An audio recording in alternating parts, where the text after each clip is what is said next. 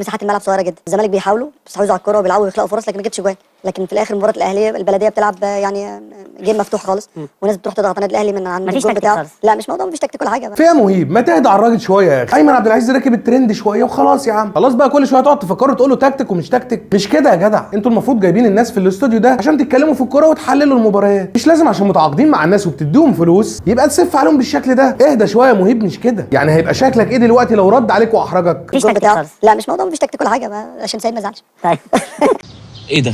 يعني هو بيتريق عليك وعلى كلامك اللي انت كنت بتقوله ان الكوره 10% تكتيك بس وان الباقي بالحب. انت بدل ما ترد عليه تقول له عشان سيد ما يزعلش. انت مجنون يا ابني. انا بلعب النادي الاهلي فعاوز اصيط اللعيبه بتاعتي وفي الاخر انا بفترض ان الثلاثه بونت بتوع النادي مش هيجوا زي مباراه الزمالك مثلا وانا بلعب الزمالك والاهلي مش انا شايف ان الثلاثه بونت ضايعين. ممكن فخلاص بلعب بامر بالظبط. انا كسبت الامور زي ما انت قلت خلاص. انا الكسبان. خسرت الناس هتقول ايه؟ مش هتقول حاجه. هتقول البلديه خسروا الاهلي صح في وضع طبيعي بس 5-1 تفرق في السكور زي ما قلت لك. لكن هي في الاخر وجهه نظر. واحد اختار ان هو يدافع 5-1 كانت 6 دي كانت هتبقى مشكله. لا ولا بتشغلني الحاجات دي خالص. لا والله خالص خالص. لا 5-1 6-1 ما فيش الكلام ده. ما تشغلنيش حاجه يعني في الاخر المباريات 3 بونت بتخسر. مبسوط انت بتضحك يا عم بس ليه انا فتحت بقي؟ لا لاحظ بس ان كلامك جارح معايا. لا ما هو ده حضرتك هم مخسرين 6 قبل كده برضه زمان. تاني يا ايمن تاني. يعني برضه اللي بيتريق عليكم وعلى خسارتكم بالخمسات والستات هو مهيب. وبرضه بيتلقح على الكابتن سيد عبد الحفيظ وعلى النادي الاهلي. هو مفيش دم. لا واضح ان مفيش دم. بس قبل ما نرد طبعا على موضوع السته اللي الزمالك فاز بيهم على الاهلي دول تعالوا نسمع رد كابتن سيد عبد الحفيظ الاول. محدش بيتكلم ليه؟ لا فين زمان مش انتوا خسرانين 6 برضه من الزمالك. مش تاريخ اصلا. هي ليه 6 قديمه قوي. هو يقعد يبرر لك. كانت 6-0 يا ابني ده تاريخ. هو التاريخ في تبرير. ايوه التاريخ ده لا التاريخ ده ولا مش 6 هقول لك التاريخ ليه من غير ما تقول لي هي 6 ولا مش 6. ما انت لو انت تعرف هتقول لي يعني النتيجه اتحسبت ايه؟ ان شاء الله تلعب ولا ما تلعبش؟ لا يا عم انت طب خلاص ما هي انت عارف 6 ليه اصلا؟ لا ما اعرفش. انت عارف 6 ليه مهم؟ ليه 6؟ قول لنا 6. 6 لان انت كان فيها ظروف اصلا معينه. كان لعيبه الاهلي مشطوبه من رئيس اتحاد الكوره اللي هو رئيس نادي الزمالك.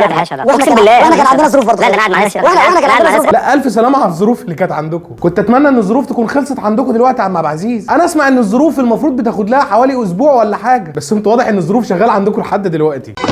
على الكسفه اللي انت فيها. ظروف ايه يا راجل؟ ده انتوا كنتوا نازلين ماتش 6-1 ده وكنتوا عاملين حسابكم انكم تعملوا ماتش تاريخي على الاهلي وكنتوا في احسن حالاتكم قبل ما تدخلوا الماتش ده. محور هو اي كلام. وبعدين انت عمال تسفه قوي من كلام كابتن سيد عبد الحفيظ وتقول يعني اللي هو عادي يعني ان رئيس اتحاد الكوره يبقى في نفس الوقت رئيس نادي الزمالك. ومش بس رئيس اتحاد الكوره ورئيس الزمالك، لا ده يشطب لعيبه الاهلي كمان. ده عادي من وجهه نظركم ما فيهوش اي حاجه بتاع التكتيك. انما كابتن حسن حمدي اللي كان رئيس للنادي الاهلي تقولوا عليه ازاي يبقى في نفس الوقت رئيس وكاله الاهرام؟ ده كده هياخد رعايات الزمالك ويوديها للاهلي. ده تضارب مصالح واضح. ومصطفى مراد فهمي عضو مجلس اداره في النادي الاهلي ازاي يبقى في نفس الوقت سكرتير عام الاتحاد الافريقي ويدي جايزه نادي القرن للاهلي؟ ده تضارب مصالح واضح. انما ان يبقى رئيس النادي بتاعك يبقى في نفس الوقت رئيس اتحاد الكوره ويشطب لعيبه من النادي الاهلي كمان، لا ده عادي خالص ولا تضارب مصالح ولا بتاع. لا حضرتك عندك حق. وانت تعرف السبب. لو تعرف السبب خلاص مفيش مشكله. طب قول السبب. هو قال لك ان الفرقه موقوفه. واتوقفت رئيس ليه؟ اتحاد الكوره اللي هو رئيس نادي الزمالك اتوقفت ليه؟ طيب كابتن سيد اتوقفت ليه؟ مش النادي الاهلي كابتن صالح سليم لعب بالناشئين في ماتش الكاس 85 وايه اللي حصل؟ الاهلي كسب 3-2 بس خلاص. كنت ساعتها لو كان الناشئين اتغلبوا مثلا من الزمالك كان في مين؟ كان فاروق جعفر وكورشي وطارق يحيى وحماد عبد اللطيف ومحمد صلاح يعني. بس سيد عايز يبرر. يا ابني انت هتجنني يا ابني. انا نفسي اعرف هم ازاي بيجيبوك اساسا لحد ما قلت ان الكوره ما فيهاش تكتيك. ده يا ريته قال كده وسكت. ده قال ولا فيها نفسي كمان. احنا جايبين اللعيبه في مصحه نفسيه يعني ولا شايف الكوره فيها تكتيك ولا تعامل نفسي مع اللعيبه حتى. هي ماشيه بالحب كده. يعني انا نفسي اعرف بقى هم جايبينه ليه. وانت يا مهيب قاعد عندك بتعمل ايه؟ يعني اكتر ماتش في تاريخ الزملكاويه اللي بيزيطوا عليه واللي عبد العزيز اللي قاعد قدامك ده عمال يتكلم عليه برضه مع ان مفيش اي حد يقع عليه اساسا. بس ده تاريخ وعليه الزيطه دي كلها وانت وعبد العزيز ما تعرفوش ايه قصته اساسا. امال انتوا بتعملوا ايه في الاستوديوهات؟ انا مش فاهم. انتوا ايه يا جماعه؟ انتوا انس ولا جن؟ بصوا يا جماعه احنا اتكلمنا عن الموضوع ده قبل كده ومش هنتكلم عنه دلوقتي. وان شاء الله هتلاقوا موضوع ال6-0 ده واللي هو شرف ليوم الدين معانا في سلسله اكاذيب بيضاء ان شاء الله في رمضان. السلسله دي هتبقى للرد على كل الاكاذيب البيضاء على مر التاريخ الماضي والحديث. بس صراحه حد كان كتب لنا تعليق وقال لنا بلاش كلمه اكاذيب دي في رمضان، تقيله شويه على رمضان، بلاش يسموها اكاذيب بيضاء. فاحنا بنستشيركم بقى بما انكم اسرتنا الكبيره رايكم نغير اسم السلسله دي ولا لا؟ ولو هنغيره تفتكروا نسميها ايه؟ مستنيين مقترحاتكم في التعليقات. المهم مهيب هنا بيقول لسيد ايا كان السبب انتوا خسرتوا، والتاني بيقول بيدوروا على اي مبرر وخلاص. وانا مش عارف ادور على مبرر ليه اساسا. غلبتني يا سيدي 6-0 من 80 سنه. يعني ستي حبيبه قلب الله يرحمها ويجعل مسواها الجنه يا رب كان عندها 10 سنين وقتها. انت عارف ده معناه ايه؟ انك ما عندكش اي حاجه تفتخر بيها فبترجع ل 80 سنه. انا بقى ما فيش على راسي بطحه. برشلونه اتغلب من البايرن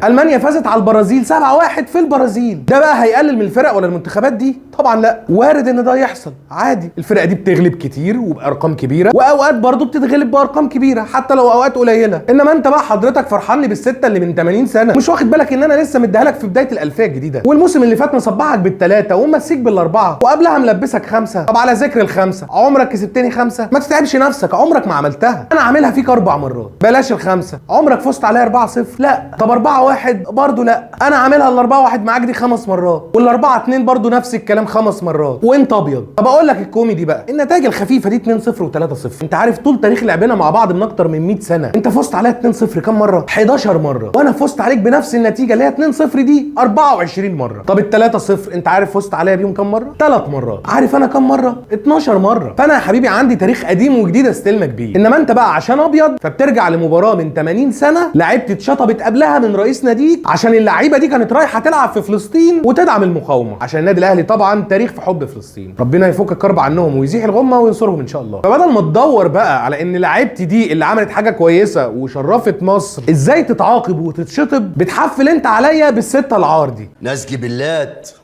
معدومين الاحساس. اما بقى كلام مهيب ان النادي الاهلي فاز على الزمالك قبل كده بالناشئين 3-2، فحضرتك دي نقره ودي نقره ثانيه خالص. لان اولا انت بتتكلم على الثمانينات، انما ال6-0 دي كانت في مطلع الاربعينات، وفي تضارب على الاحداث وقتها. هل الاهلي لعب بالناشئين ولا لعيبه الاهلي اللي كانت مشطوبه ومش بتتمرن هي اللي لعبت؟ وايا كان حتى لو الناشئين فمستحيل تقارن الزمن ده بالزمن ده. وبعدين انا بكلمك ليه اساسا اذا انت مش عارف القصه اصلا؟ والله انتوا ناس عسل.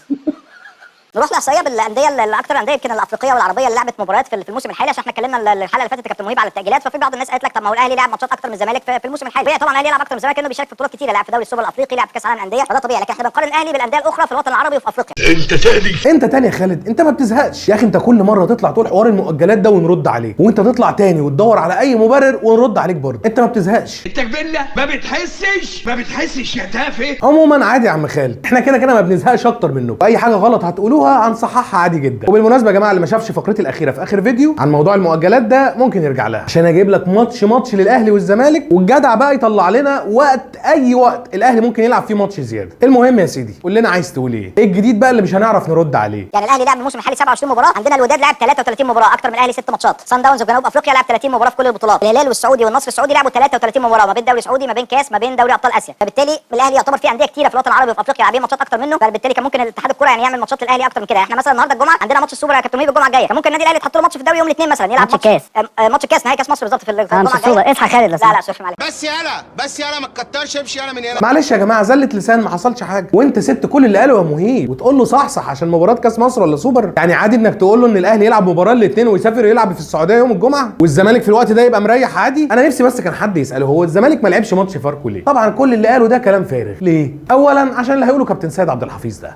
استنى انت هو الاهلي لعب اقل عشان الدوري بدا امتى؟ عندهم بدا قبل الاهلي قبل مصر هنا بشهر مثلا او شهر. لا مش شهر، في حاجات يمكن 10 ايام او ماكسيمم اسبوعين. يعني في ناس ليه انت بدات هنا امتى بس؟ لا ما انت انا بدا الموسم، ما هو الاهلي لعب يوم 14 سبتمبر كاس السوبر الافريقي مع اتحاد العاصمه. هناك الدوري المغربي مثلا بدا اخر اغسطس، فتقريبا فرق اسبوعين بالظبط. لا فرق 3 مثلا، فرق 3 اسبوعين وشويه. اسبوعين وشويه. طبعا الكابتن سيد عبد الحفيظ هو الوحيد اللي رد الرد العقلاني في الاستوديو، وطبعا كلنا عارفين ليه، بس ما علينا مش عايزين نغلط في حد. المهم الباشا بيقول لك ان الدوري المغربي بدا قبل الدوري المصري باسبوعين بس. تعالوا نشوف مع بعض يا جماعه الدوريات اللي جابها خالد دي بدات امتى والدوري المصري بدا امتى. الدوري المصري بدا يوم 18 سبتمبر، والاهلي بدا اول مباراه ليه تاني يوم على طول يوم 19، والدوري المغربي بدا يوم 25 اغسطس يعني قبلنا ب 24 يوم، والدوري الجنوب افريقي بدا يوم 4 اغسطس يعني قبلنا ب 45 يوم، والدوري السعودي بدا يوم 11 اغسطس يعني قبلنا ب 38 يوم. انت واخد بالك من الارقام؟ انت متخيل لو انا عندي رفاهيه الوقت دي وكنا بدانا مع الفرق دي بس في نفس مواعيدها كنت ممكن العب كام مباراه؟ لو قلنا هنلعب مباراه كل 5 ايام كان زماننا لاعبين مش اقل من 7-8